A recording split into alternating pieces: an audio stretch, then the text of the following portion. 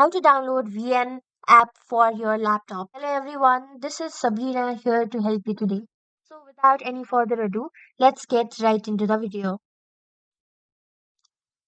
So first launch your any browser, preferred browser, and then search for VN app desktop.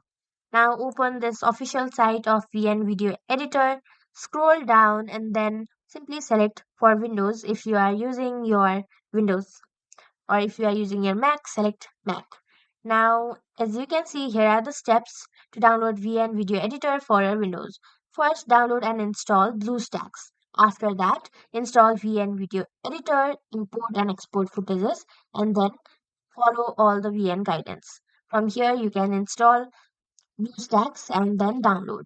After downloading that, simply go to Google Play and install VN, and that's it.